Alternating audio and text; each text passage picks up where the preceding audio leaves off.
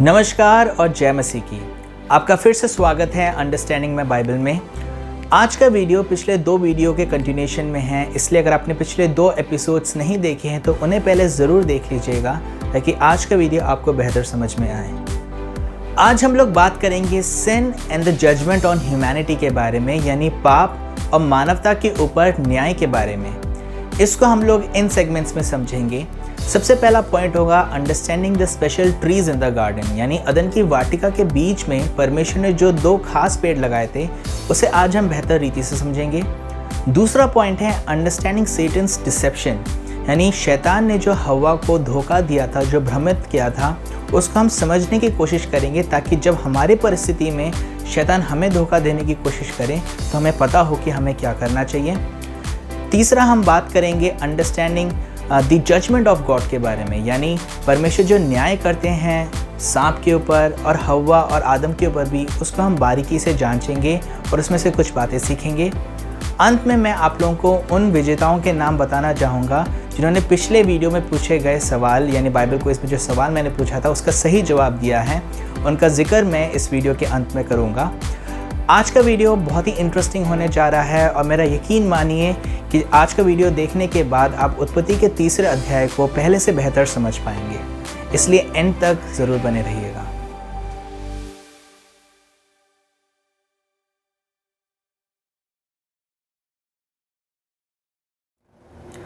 हमने पिछले कुछ एपिसोड्स में सीखा था कि परमेश्वर ने अदन की वाटिका के बीच में 2 खास पेड़ लगाए थे। एक था जीवन का वृक्ष और दूसरा था भले और बुरे के ज्ञान का वृक्ष। आइए इन्हें हम एक एक करके समझते हैं। ट्री ऑफ लाइफ यानी जीवन का वृक्ष एक ऐसा पेड़ है जिसके फल को खाकर कोई व्यक्ति अमर बन सकता है, यानी वो हमेशा के लिए जीवित रहेगा। इस बात को परमेश्वर खुद कहते हैं उत्पत्ति के 3रे अध्याय उसके 22वें वचन में। वहाँ पर ऐसा लिखा है, फिर यहोवा परमेश्वर ने कहा, मनुष्य भले बुरे का ज्ञान पाकर हम में से एक के समान हो गया है, इसलिए अब ऐसा ना हो कि वो हाथ बढ़ाकर जीवन के वृक्ष का फल भी तोड़ के खा ले और सदा के लिए जीवित रहे। उत्पत्ति के अलावा भी बाइबल के अंदर जीवन के वृक्ष का जिक्र कई बार हुआ है, जैसा आप इन वचनों में चेक कर सकते हैं। जब आप इन वचनों को चेक करेंगे तब आप पाएंगे कि जीवन का वृक्ष एक्चुअली में एक रिवॉर्ड है, यानी एक प्रतिफल है। यानी इस पेड़ से सिर्फ वही खा सकता है, यानी इस पेड़ का एक्सेस सिर्फ उनके लिए है जिन्होंने इस पेड़ के फल को खाने का हक कमाया है, सबके लिए नहीं है।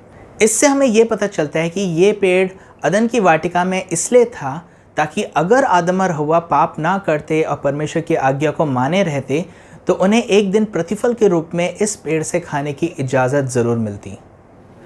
अदन की वाटिका के बीच में जो दूसरा खास पेड़ था वो था भले और बुरे के ज्ञान का वृक्ष। इसके नाम से ही पता चल जाता है कि इस पेड़ का काम क्या था। इस पेड़ के फल को खाने से कोई भले और बुरे के बीच में फ़र्क को समझ सकता है। इस बात को भी परमेश्वर खुद कहते हैं उत्पत्ति के 3रे अध्याय उसके 22वें वचन में, जिसको अभी अभी हमने पढ़कर सुना भी था। कई लोग ऐसा सोचते हैं, और शायद आप में से भी कई लोगों ने कभी ना कभी ऐसा ज़रूर सोचा होगा कि परमेश्वर को ये पेड़ अदन की वाटिका में लगाने की ज़रूरत ही क्या थी, और उन्हें अगर पृथ्वी में ये पेड़ कहीं लगाना ही था तो कहीं दूर लगाना चाहिए था, जहाँ पर आदम और हव्वा कभी पहुँच भी नहीं पाते और शायद वो फिर कभी पाप ही नहीं करते। क्या आपने कभी ऐसा सोचा है? सच तो ये है कि अदन की वाटिका में इस पेड़ का होना बहुत ज़रूरी था, क्योंकि ये पेड़ इकलौता मॉरल बाउंड्री यानी नैतिक सीमा था आदम और हव्वा के लिए। दूसरे शब्दों में कहा जाए तो ये पेड़ आदम और हव्वा को स्मरण दिलाता था कि वो इंसान ही हैं और परमेश्वर के अधीन में हैं, परमेश्वर से नीचे हैं वो। ऐसा मैं इसलिए कह रहा हूँ क्योंकि आप सोच कर देखिए, आदम और हव्वा का अधिकार सब बातों के ऊपर था सिवाय एक चीज़ के, इस खास पेड़ के। अगर ये पेड़ ना होता तो आदम और हव्वा, नहीं तो उनकी आने वाली पीढ़ी अपने आप को परमेश्वर ही समझ बैठते। इसलिए इस पेड़ का अदन की वाटिका में होना बहुत ज़रूरी था ताकि मनुष्य अपने आप को परमेश्वर के समान ना समझ बैठे और हमेशा याद रखे कि कोई तो है उनके ऊपर इजाज़त देने वाला या ना देने वाला। इन सारी बातों से हम लोग ये निष्कर्ष निकाल सकते हैं, यानी ये कंक्लूजन निकाल सकते हैं कि जीवन का वृक्ष और भले और बुरे के ज्ञान का वृक्ष दोनों ही एक दूसरे को कॉम्प्लीमेंट करते थे, इसलिए इन दोनों पेड़ों का ही अदन की वाटिका में होना ज़रूरी था। आइए अब हम लोग शैतान की चाल को समझने की कोशिश करें, जिससे उसने हव्वा को भ्रमित किया और उसे पाप करने में मजबूर किया। ये बात हमारे लिए समझना इसलिए ज़रूरी है क्योंकि यही तरीका शैतान हमारे साथ भी आजमाता रहता है।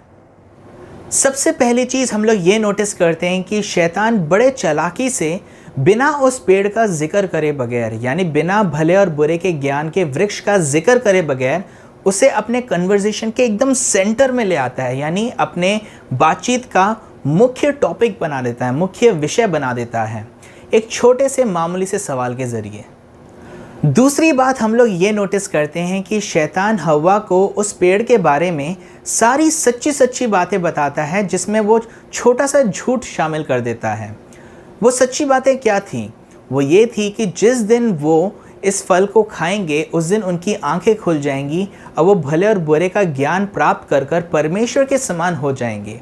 और शैतान सच कह रहा था, क्योंकि एग्जैक्टली ऐसा हो भी गया, जैसा परमेश्वर खुद भी कहते हैं उत्पत्ति के 3 अध्याय उसके 22वें वचन में, कि मनुष्य भले और बुरे का ज्ञान पाकर हम में से एक के समान हो गया है। शैतान ने झूठ सिर्फ इतना कहा कि आदम और हव्वा उस पेड़ का फल खाकर मरेंगे नहीं, और टेक्निकली देखा जाए तो वो मरे भी नहीं, है ना? तो क्या परमेश्वर ने झूठ कहा था? नहीं। आइए इसको हम लोग समझते हैं। परमेश्वर ने जब आदम और हव्वा को बनाया तो वो स्पिरिचुअल बीइंग्स तो थे ही, यानी वो आत्मिक मनुष्य तो थे ही, पर वो बाय डिफ़ॉल्ट नश्वर मनुष्य भी थे, यानी मॉर्टल बीइंग्स भी थे, जिसका मतलब ये है कि उन्हें एक दिन मरना ही था उनके डिफ़ॉल्ट स्टेटस के हिसाब से। और इसलिए जीवन का वृक्ष अदन की वाटिका में था, ताकि आदम और हव्वा अपने डिफ़ॉल्ट स्टेटस से अपग्रेड हो सके अगर वो पाप ना करे तो। यानी अगर आदम और हव्वा पाप नहीं करते और परमेश्वर की आज्ञा को माने रहते, तो परमेश्वर उन्हें एक दिन इजाज़त देते जीवन के वृक्ष के फल को खाने की, जिसके बाद वो हमेशा के लिए जीवित रहते। पर क्योंकि आदम और हव्वा पाप करते हैं, इसलिए उन्हें अदन की वाटिका से हटा दिया गया, यानी उन्हें जीवन के वृक्ष से दूर कर दिया गया, जिसका अर्थ ये हुआ कि पाप के बाद आदम और हव्वा आत्मिक रूप से तो मरी गए थे, पर अब उनका डिफ़ॉल्ट स्टेटस भी एक्टिव है, यानी अब वो शारीरिक रूप से भी एक समय के बाद मरी जाएंगे। ठीक वैसे ही जैसे हमारे साथ होता है। हमारा डिफ़ॉल्ट स्टेटस क्या है? हमारा डिफ़ॉल्ट स्टेटस भी यही है कि अगर हम जन्मे हैं तो हम एक दिन मरेंगे ज़रूर। अब आप इस बात को समझने की कोशिश करें कि शैतान ने किस तरीके से झूठ कहा। जब परमेश्वर आदम को कहते हैं कि भले और बुरे के ज्ञान के वृक्ष के फल को खाने से आदम मर जाएगा, तो परमेश्वर आदम के स्पिरिचुअल स्टेटस के अलावा आदम के डिफ़ॉल्ट स्टेटस की भी बात कर रहे थे। यानी परमेश्वर का कहने का मतलब ये था कि अगर आदम भले और बुरे के ज्ञान के वृक्ष के फल को खाता है, तो वो जीवन के वृक्ष के फल को कभी भी अनुभव नहीं करने पाएगा, क्योंकि वो अपना हक खो देगा, जिससे क्या होगा? वो एक दिन मर ही जाएगा बाय डिफ़ॉल्ट। उसका जो स्टेटस है, बाय डिफ़ॉल्ट स्टेटस के हिसाब से वो एक दिन मर ही जाएगा। यानी परमेश्वर आदम के इमीडिएट स्पिरिचुअल डेथ के अलावा आदम के लॉन्ग टर्म में फिज़िकल डेथ की भी बात कर रहे थे। पर शैतान हव्वा से क्या कहता है? शैतान हव्वा को शॉर्ट टर्म रियलिटी का सच बताता है और इस तरीके से प्रोजेक्ट करता है, ऐसा एहसास दिलाता है हव्वा को कि तुम इस फल को खा लो और तुम अभी नहीं मरोगे। और एक तरीके से देखा जाए तो शैतान ये भी सच ही कह रहा था, अगर शॉर्ट टर्म के पर्सपेक्टिव से या उस नज़रिए से देखा जाए तो। यानी आप देख सकते हैं कि शैतान सच सच बोल के भी झूठ को खेल गया।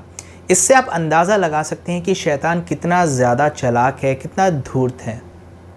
आज क्योंकि हम एक पापी संसार में रहते हैं जहां आए दिन हमारे साथ धोखेबाजी होती रहती है, इसलिए जब हम लोग बाइबल में इन वचनों को पढ़ते हैं तो हमें ज़्यादा हैरानी नहीं होती है, हमें बड़ी आम बात सी लगती है, क्योंकि हमें पता है कि धोखा क्या होता है। पर अगर हम लोग उस समय के रियलिटी के पर्सपेक्टिव से देखेंगे, उस नज़रिए से देखेंगे आदम और हव्वा के, तो आप समझ सकते हैं इस बात को कि शैतान की बातें कितनी धूर्त और चालाक थी, है ना? इन सारी बातों से हमें शैतान के चाल के बारे में क्या पता चलता है? हमें ये पता चलता है कि शैतान ने हव्वा को परमेश्वर के सच्चे वचनों के अंदर झूठ मिलाकर परोसा और जिस कारण हव्वा समझ ही नहीं पाई। अंग्रेजी में एक कहावत है, truth mixed with a lie is a more destructive lie, यानी सच्चाई में झूठ मिलाना झूठ से भी ज़्यादा खतरनाक होता है। अब जो मैं कहूँगा उससे आप बड़े ध्यान से सुनिएगा। अगर हम लोग हव्वा के नज़रिए से, उसके दृष्टिकोण से देखें तो हव्वा जब पाप कर रही थी तो उसे पता ही नहीं था कि वो जो कर रही है गलत कर रही है, क्योंकि उस वक्त तक वो जो ज्ञान था भले और बुरे के बीच में फ़र्क को करने का, वो आदम और हव्वा दोनों के पास था ही नहीं। कहने का मतलब ये हुआ कि जब आदम और हव्वा पाप कर रहे थे तो उन्हें पता ही नहीं था कि वो कुछ गलत कर रहे हैं। तो उन्हें करना क्या चाहिए था? उन्हें अपना पूरा भरोसा परमेश्वर पर और परमेश्वर के वचनों पर टिकाना चाहिए था, चाहे उन्हें समझ आए या ना आए। दोस्तों, एग्जैक्टली यही चीज़ हमारे साथ भी होती रहती है। आज के टाइम में फ़र्क करना मुश्किल पड़ जाता है कि क्या करना सही है और क्या करना गलत है, क्योंकि शैतान हमारी परिस्थिति में भी सच्चाई में झूठ को मिलाकर पेश करता है। इसलिए सुनते वक्त और देखते वक्त हमें सारी बातें सही लगती हैं या हमें हव्वा और आदम के समान ही गलती महसूस नहीं होता है। और यही शैतान का डिसेप्शन है कि हमें महसूस ही नहीं होता कि हम जो कर रहे हैं वो गलत कर रहे हैं। अगर आप मेरी बातों को समझ पा रहे हैं तो शायद अब आप सोच रहे होंगे कि ऐसी परिस्थिति में हमें फिर क्या करना चाहिए। इसका जवाब भी बाइबल के अंदर ही है। नीति वचन उसका 3 अध्याय उसके 5वें वचन में ऐसा लिखा है कि तू अपनी समझ का सहारा ना लेना, वरन संपूर्ण मन से यहोवा पर भरोसा रखना। इसके अलावा 1 कुरिन्थियों उसके 12वें अध्याय में पौलुस पवित्र आत्मा के वरदानों के एक लिस्ट को देता है। हम में से कई जने सिर्फ अन्य भाषा के बारे में ही ज़्यादा सुने होंगे, पर वरदानों में एक वरदान ऐसा भी है जिसमें पवित्र आत्मा हमें आत्माओं की परख करने में सहायता और मदद करता है। यानी हम लोग समझ पाएंगे इस वरदान के ज़रिए कि क्या सही है और क्या गलत है। इस वरदान के बारे में अक्सर इतना डिस्कस किया नहीं जाता है, पर मैं आपको पौलुस के समान उत्साहित करना चाहूँगा कि तुम बड़े से बड़े वरदानों की धुन में रहो। Now ईगरली desire the greater gifts. उत्पत्ति के 3 अध्याय के पाप के घटना के बाद हम लोग ये देखते हैं कि आदम और हव्वा को इस बात का एहसास हो जाता है कि वो लोग निर्वस्त्र हैं। इसलिए वो अंजीर के पत्तों को जोड़कर अपने आप को ढकने की कोशिश करते हैं। जब परमेश्वर आदम और हव्वा से मिलने के लिए अदन की वाटिका में आते हैं तो वो आदम को पुकारते हैं और पूछते हैं कि तू कहाँ है। इस घटना की बाकी कहानी को आप लोग जानते होंगे। आदम परमेश्वर से कहता है कि वो डर कर छिप गया था क्योंकि वो नंगा था। परमेश्वर आदम से पूछते हैं कि क्या उसने वो फल खाया जिससे मना किया था। तो आदम अपने पाप का अंगीकार करने के बजाय सारा आरोप हव्वा के ऊपर डाल देता है। जब परमेश्वर हव्वा से पूछते हैं कि उसने क्या किया, तो हव्वा भी अपनी गलती मानने के बजाय सांप के ऊपर आरोप डाल देती है। इसके बाद हम क्या देखते हैं? इसके बाद हम देखते हैं कि परमेश्वर सांप को श्रापित करते हैं और हव्वा और आदम के ऊपर अपने न्याय को करते हैं। आइए इसे हम एक एक करके देखें। अगर आपने मेरा पिछला एपिसोड देखा है तो आपको याद होगा मैंने आप लोगों को बताया था कि जिस सांप ने हव्वा को भ्रमित किया या हव्वा से पाप कराया, वो ऑर्डिनरी रेगुलर सांप ही था जो शैतान के प्रभाव में था। इसलिए आप ध्यान दीजिएगा कि जब परमेश्वर यहाँ पर श्राप देते हैं तो वो सांप को भी श्रापित करते हैं एक जानवर जाति के रूप में, और शैतान को भी श्रापित करते हैं। परमेश्वर सांप के लिए कहते हैं कि वो अब पेट के सहारे रेंगेगा, यानी इससे पहले शायद सांप के भी पाँव हुआ करते थे। परमेश्वर सांप के लिए फिर ये भी कहते हैं कि वो अब ज़िंदगी भर मिट्टी खाया करेगा। इसके अलावा उत्पत्ति का जो 3 अध्याय है और उसका जो 15वां वचन है वो बहुत ही इम्पॉर्टेंट वचन है। वहाँ पर परमेश्वर शैतान से कहते हैं, और मैं तेरे और इस स्त्री के बीच में और तेरे वंश और इसके वंश के बीच में बैर उत्पन्न करूँगा। वो तेरे सर को कुचल डालेगा और तू उसकी एड़ी को डसेगा। इस वचन में शैतान की बात तो हो ही रही है, पर इसके अलावा यीशु मसीह का भी इनडायरेक्ट जिक्र होता है। परमेश्वर कहते हैं कि यीशु मसीह शैतान का सर कुचल डालेंगे और शैतान भी यीशु मसीह को डसेगा, जो यीशु मसीह की क्रूस की मृत्यु को दर्शाता है। जैसे परमेश्वर ने एक सांप की गलती के वजह से सारी सांप की प्रजाति के ऊपर अपने श्राप को किया, वैसे ही परमेश्वर ने हव्वा के जरिए सारी स्त्री जाति के ऊपर भी अपने न्याय को किया। परमेश्वर कहते हैं कि वो स्त्री के गर्भवती होने के दर्द को और भी ज़्यादा बढ़ा देंगे और बड़े दर्द भरे अनुभव के साथ वो एक संतान को जन्म देगी। इसके अलावा परमेश्वर ये भी कहते हैं कि स्त्री की लालसा पति की ओर होगी और उसका पति उसके ऊपर प्रभुता करेगा, और यहीं से पेट्रियार्की की शुरुआत हो जाती है, जो आगे चलकर बहुत ही बुरा मोड़ ले लेती है, जहाँ पे स्त्रियों को पुरुषों के नीचे माना जाता है, जिस कारण स्त्रियों को बहुत ही दुष्व्यवहार का सामना करना पड़ता है, और ये आज भी होता है। आप देख सकते हैं कि ये सारी बातें पाप का नतीजा है। परमेश्वर का ओरिजिनल डिज़ाइन ये नहीं था। अब हम सभी को इस बात को समझना होगा कि क्योंकि यीशु मसीह ने हम सबके सारे पापों के बदले जान दी है, जिसमें आदम और हव्वा का भी पाप शामिल है, इसलिए यीशु मसीह ने सारे श्रापों को भी ख़त्म किया है। इसलिए पौलुस कहता है कि यीशु मसीह में ना कोई नर है ना कोई नारी है, हम सब एक हैं। इसलिए हमें स्त्रियों की इज्जत करनी चाहिए और उनका सम्मान करना चाहिए, क्योंकि जैसा हमने पिछले एपिसोड्स में भी सीखा था कि परमेश्वर ने स्त्रियों को भी अपने स्वरूप और अपने समानता में बनाया है। इसके अलावा यीशु मसीह ने भी इनकी खोई हुई इज्जत और सम्मान को क्रूस के ज़रिए वापस लौटाया है। अब बारी आती है आदम की। हव्वा के समान ही परमेश्वर ने आदम के ऊपर भी अपने न्याय को किया और आदम के ज़रिए सारी पुरुष जाति के ऊपर भी न्याय को किया। परमेश्वर ने आदम पर न्याय इसलिए किया क्योंकि आदम की जिम्मेदारी थी अदन की वाटिका में सब बातों का ख्याल रखने की, क्योंकि आदम ने ही परमेश्वर से आज्ञा को डायरेक्ट सुना था। इसलिए उसकी जिम्मेदारी थी कि ये देखने की कि ये बात कभी टूटनी नहीं चाहिए। पर आदम ने भी इस बात को बड़े हल्के में लिया, इसलिए ना सिर्फ हव्वा ने पाप किया बट आदम ने खुद ने भी पाप किया। अब आप ध्यान दीजिएगा कि जब कभी भी बाइबल के अंदर उत्पत्ति के इस पाप का जिक्र होता है तो आदम का नाम ही अक्सर उठता है और हव्वा का इतना उठता नहीं है। वो इसलिए क्योंकि हव्वा आदम की जिम्मेदारी थी और आदम ने अपनी जिम्मेदारी को ठीक से नहीं निभाया। परमेश्वर आदम के वजह से भूमि को श्रापित करते हैं और फिर आदम से कहते हैं कि उसे ज़िंदगी भर भूमि की उपज बड़े दुख के साथ खानी होगी। इसके अलावा परमेश्वर उसको कहते हैं कि उसे ज़िंदगी भर चुनौतियों का सामना करना होगा और खूब पसीना बहाना होगा ताकि वो अपना पेट पाल सके, और उसके बाद अंत में वो वापस मिट्टी में चला जाएगा जहाँ से वो आया था। परमेश्वर ने जब सांप हव्वा और आदम को अपना न्याय सुना दिया, उसके बाद बाइबल बताती है कि परमेश्वर ने आदम और हव्वा के लिए चमड़े से वस्त्र को बनाया। उसके बाद हम ये देखते हैं कि परमेश्वर आदम और हव्वा को अदन की वाटिका से हटा देते हैं और अदन की वाटिका में पहरा देने के लिए करूबों को तय कर देते हैं। उसके अलावा वहाँ पे एक ज्वालामय तलवार होती है जिसके कारण कोई भी अदन की वाटिका में अप्रवेश नहीं कर सकता है। दोस्तों, आदम और हव्वा के पाप और परमेश्वर के न्याय से हमें दो बहुत बड़ी बातों को सीखने को मिलती है। सबसे पहली तो ये कि हम जो कुछ भी करते हैं उसका असर ना सिर्फ हम पर पड़ता है बल्कि हमारी आने वाली पीढ़ी पर भी पड़ता है। इसलिए हमारे जो डिसीजंस और जो चॉइसेस होते हैं वो परमेश्वर के मर्ज़ी के बाहर बिल्कुल भी नहीं होने चाहिए, नहीं तो ना सिर्फ हम उसको भुगतेंगे बल्कि हमारे आने वाली पीढ़ी भी उसको ज़रूर भुगतेगी।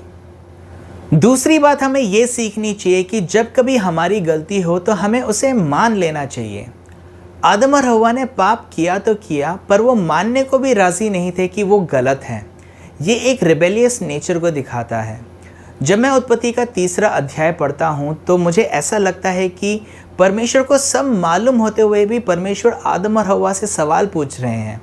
इसलिए नहीं कि परमेश्वर को पता नहीं था, पर परमेश्वर इसलिए पूछते हैं ताकि वो उनकी मदद कर सके, ताकि वो अपने पाप का अंगीकार करें। पर आदम और हव्वा मानने को ही राज़ी नहीं होते कि वो गलत हैं और वो एक दूसरे के ऊपर आरोप डालते हैं और ब्लेम गेम को खेलते हैं। अगर आदम और हव्वा परमेश्वर से माफ़ी मांग लेते उस समय ही, तो हो सकता है कि आज दुनिया इतनी ख़राब ना होती। इसलिए मेरे अजीज़ों, इन सारी बातों से हमें ये पता चलता है कि हमें परमेश्वर के वचनों को बहुत ही गंभीरता से लेना चाहिए और साथ साथ हमें अपने डिसीजंस और अपने चॉइसेस पर भी बहुत ध्यान रखना चाहिए। यानी हमें ये देखना बहुत ज़रूरी है कि हम जो निर्णय लेते हैं वो परमेश्वर की मर्ज़ी के अनुसार है कि नहीं, क्योंकि अगर वो परमेश्वर की मर्ज़ी के बाहर है तो हमें उसका बहुत ही गलत अंजाम भुगतना पड़ सकता है। और जैसे मैंने बताया, ना सिर्फ हमें, हो सकता है हमारी आने वाली पीढ़ी को भी। चलिए अब मैं उन लोगों के नाम का जिक्र करना चाहूँगा जिन्होंने पिछले एपिसोड में पूछे गए सवाल का सही जवाब दिया है।